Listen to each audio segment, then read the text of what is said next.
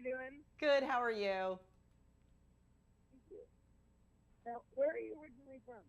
I am originally from Westchester, New York. I live in Wilton, Connecticut now. Now, please tell me your educational background. Can you hear me? No, I'm sorry, what? Your educational background, please. Oh, my educational background. Well, so my first child died of sudden infant death syndrome, and that's when I started talking a lot about child safety. And now I have my husband who lives with me who has progressive MS. I have my 80-year-old mom, my 89-year-old aunt, and my son with intellectual disabilities. So I've expanded my platform to talk about all sorts of disabilities.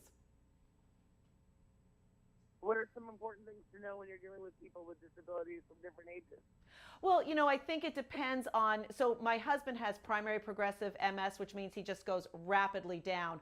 And because he's in a wheelchair full time, I really need to make sure that when I'm traveling like this, he can get around, he can manage through the house. So, that's why I make sure I have, products that can allow him to not open the door. He can see who's outside so he doesn't have to get out of his wheelchair, get back into the other chair to answer that. With my mom and my aunt, I'm really worried about making sure that they're going to eat properly. So I've got devices like, and also take their pills. So I've got med management tools like this prescription medicine. It opens, unlocks, and locks every day, so I know they're taking it. I've got a spoon that will actually alert me if they've eaten for the day using that spoon.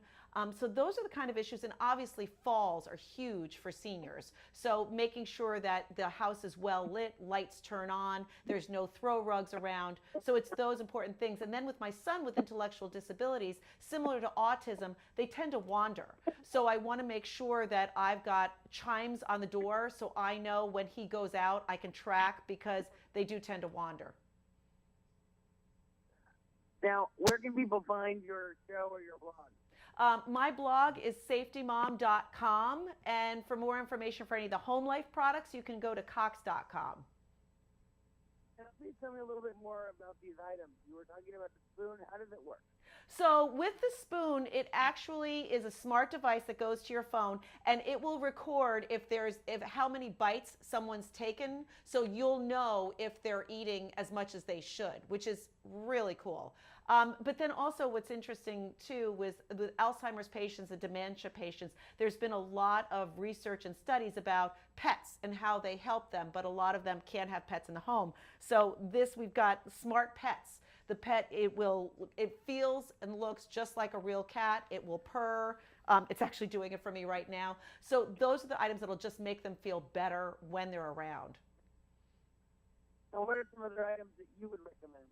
So I think it depends ages and stages, but absolutely. And I work with Cox Communications as a spokesperson, but their home life system is so amazing because when I'm on the road, I literally can get texts if somebody's come in and out. Like I manage my whole home from that way. It will turn on and off lights with remote sensors. It will lock and unlock doors so they don't have to get up. Those are really important things, but also some of the virtual items. There's telemedicine right now. So my mom doesn't have to constantly go to the doctor. She takes her blood pressure at home. She can record that and have interactions with her doctor to make sure everything's okay. So it cuts down on visits to the doctor's office as well. So those are huge. And then what's really cool is the virtual reality that you can have in your home now. So if people can't get out, they can visit anywhere through virtual reality. Do you have any examples of success stories? My family is a success story. I mean, literally, if it wasn't for these devices, I could not have my mother and my aunt living in my house. Or, I mean, I would have to have full care for my husband. There's no way I could do it otherwise. And then with my son, he's 20 right now. My hope is that he's going to be able to live independently at some point with a roommate. But that would never have been possible for people with intellectual disabilities before all of these devices came on, allowing their loved ones to look in on them. How all these go into the category of smart home devices? I'm sorry, what? These all go into the category of smart home devices. Yes, they do. So they all involve technology. Correct. It's easy for older people to use. Well, so what's nice about it is almost everything is voice activated, so they don't have to do anything. It literally just the home becomes smart for them, right? So even with things like their TV, with Cox Contour, they can just say Audrey Hepburn movies and everything will come up. Or they can just say a phrase, "You had me at hello," and the movie will come up. So they don't even have to worry about fumbling with buttons or figuring it out. It is all voice activated, which is incredible. That sounds good. Well, where can people learn more? For more information, you can go to safetymom.com or cox.com. Now, is there anything else you'd like to add? I think the most important thing is trying to keep that family together is so important for the well-being emotionally and physically for a senior, but you've got to have those devices and technology in place to keep it safe.